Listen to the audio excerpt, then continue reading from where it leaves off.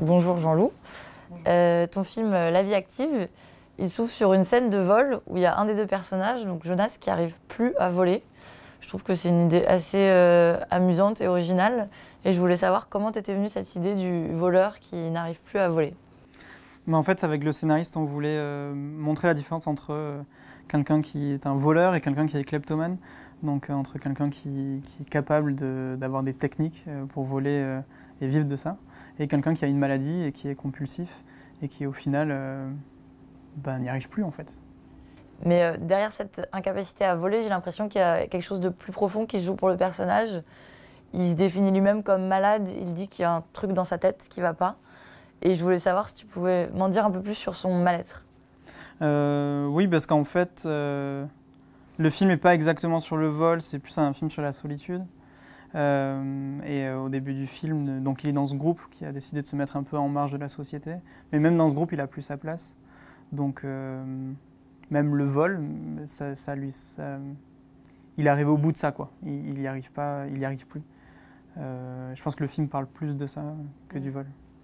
Mais il y a une amitié très forte entre Jonas et Pierre, les deux personnages.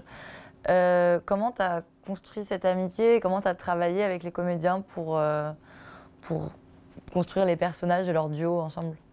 Déjà, c'était une envie très forte depuis le début de parler de l'amitié entre deux garçons. Ensuite, ça s'est beaucoup fait au casting parce que je savais que j'allais pas avoir beaucoup de temps pour les répétitions. Et on a casté deux acteurs très différents qui ont un peu déplacé les personnages par rapport au scénario.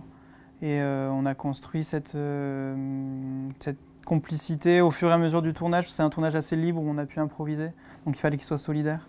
Et surtout, ils sont de tous les plans, donc il n'y avait jamais de journée sans que l'un ou l'autre soit pas là, quoi.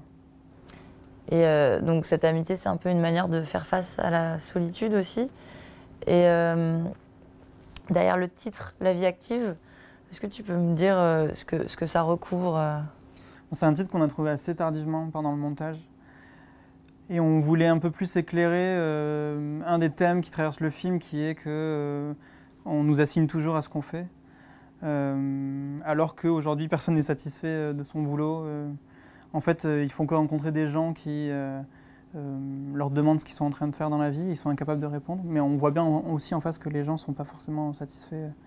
Ils sont une tasse de café, il y a un personnage à côté, une figurante qui dit je suis en freelance, mais c'est du salariat déguisé. Donc voilà, c'était un peu pour éclaircir un petit peu ce thème-là du film. À la fin du film, donc ça se finit dans un taxi où ils s'échappent tous les deux. Et ils ont cette discussion avec le chauffeur de taxi qui leur dit moi, mes enfants, ils veulent être cow-boys et danseuses. Est-ce que c'est aussi pour parler de cette pression que la société te met à trouver ta place? Et pourquoi vous avez choisi de finir là-dessus? Ouais, c'est pour ça.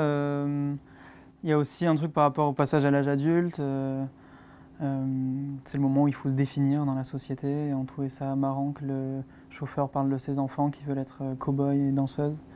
Et c'est aussi le premier personnage qui ne les juge pas sur ce qu'ils font dans la vie parce que, enfin, à ce moment-là, quand il leur pose la question, ils répondent des absurdités et ça le fait rire, quoi. Par rapport à ce thème-là, justement, de trouver sa place dans la société, c'est aussi votre film de fin d'études. Est-ce que ça comptait pour toi de parler, enfin, est-ce que ça a rapport à ces angoisses qu'on peut avoir à ce moment-là de sa vie? C'était une manière de les extérioriser? Oui. J'ai pas écrit le scénario. En fait, c'est le film de fin d'études du producteur. Oui. Et on a décidé un peu... Enfin, il a décidé que ça serait un film de commande, que quelqu'un allait l'écrire et que j'allais le réaliser, que j'avais pas le droit de toucher au scénario. Donc c'est un peu un exercice de style. Et en fait, ça, c'est un thème qui travaillait beaucoup Victor à ce moment-là, qui est scénariste, qui est auteur, qui a publié un livre. Aujourd'hui, ça marche très bien, mais à l'époque, c'était compliqué parce que quand on lui demandait ce qu'il faisait, il disait qu'il était auteur. Mais il n'avait jamais rien publié, donc c'est toujours un peu compliqué. Et puis, on est tous un peu dans cette situation maintenant, parce qu'on est diplômés avec Hugo. Et moi, je trouve ça compliqué de dire aux gens, quand ils te demandent qu'est-ce que tu fais, moi, je suis artiste. C'est un peu relou, quoi. Donc ouais, le film parle de ça aussi, quoi. Merci beaucoup. Merci.